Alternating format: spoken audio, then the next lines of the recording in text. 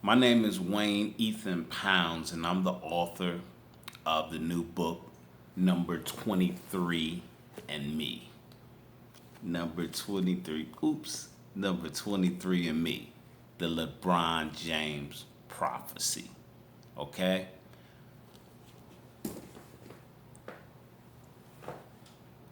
This is an amazing story, and writing this book has been an amazing adventure. Uh, I was able to basically tell a little bit of my life story in between the career of Michael Jordan and the life of LeBron James. And this is why I decided to do so. As a 20-year-old African American Christian family man born and raised in Columbus, Ohio, I ventured out when I was 20 years old, and I ventured out to New York City with my family to pursue either being a performer or a writer. And long story short, I moved to New York.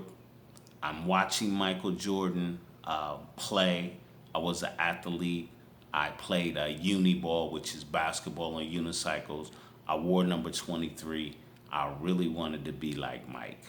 Okay, and um, I'm there and I'm talking to my agent in New York, and I said, I want somebody to write this futuristic uniball story so that I can play the role. And the agent looked at me and said, nobody's going to write that. You have to write it. So basically, what I did was I looked at Michael Jordan play and I wrote a futuristic sports story about LeBron James. And it happened to be the same year LeBron James was born, 1984. And then 3 years after that, I copywrote the story, not knowing then, but when I copywrote the story, I was 23 years old. Thus, the title, Number 23 and Me, the LeBron James prophecy. I truly believe that this original script was a message from God. Not only does it foretell on 5 to 10 instances the life of LeBron James, but the backdrop of the story is social injustice. Um, the character in this story is sent to jail for a crime that he did not commit, and that was following protest. This is a message. Now, this was the original script that was written 35 years ago. Now, not only was the scripted, but in a way, uh, the script, the original script,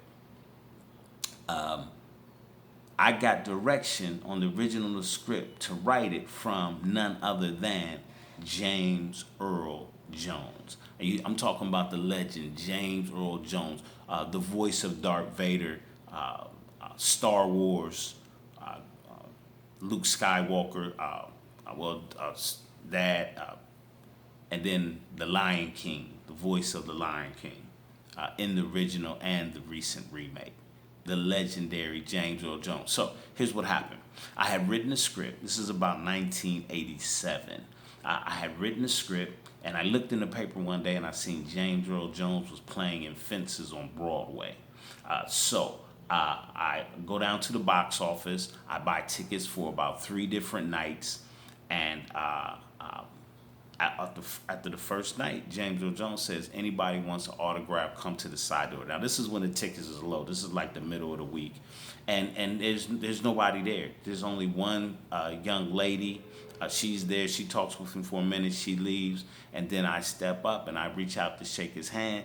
And then I hand him what I thought was a script. But basically, in entertainment, it was what's called a treatment.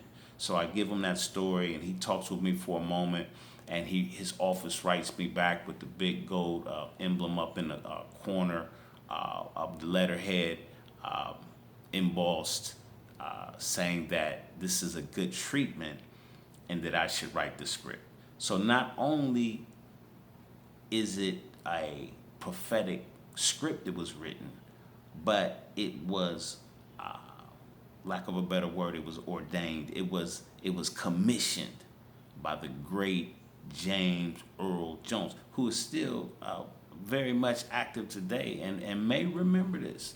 Um, and that was back in the 1987s, I guess, around that time. Um, and then just various things went on. So the story is actually, the story covers 35 years from 1984 up to 19 up to uh, 2018.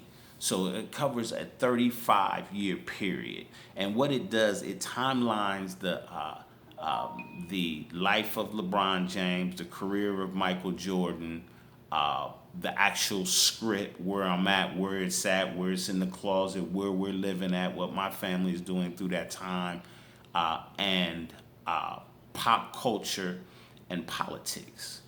And what we find, and it goes year by year, so it makes a very fun read and it makes a very smooth read. And then what you, I believe that the reader will get is that in the years they will remember where they were during the miracle on the Hudson, during 9/11. We will remember what we were doing and how we sobbed and how we come together as a nation to overcome. And I believe even in the current situation that we're in today in America, this speaks volumes. And we as a country have been through traumatic situations with coronavirus, and we are now in a period of a change, I believe, of cleansing, of getting things right in America. And as a young African American Christian man, 35 years ago, these same topics were on our mind. And I lent from the legendary Spike Lee, who have always had social injustice at the forefront of his topics. He's always tried to say, hey, let's have a peaceful solution. Let's look at the other person's side in both his films and his books. And living in New York, I aspired to be like a Spike Lee. But for 35 years, Hollywood wouldn't let me in. I'm now married for 35 years to my beautiful wife. And that was always my main goal, to preserve my family, but my marriage, my relationship with God.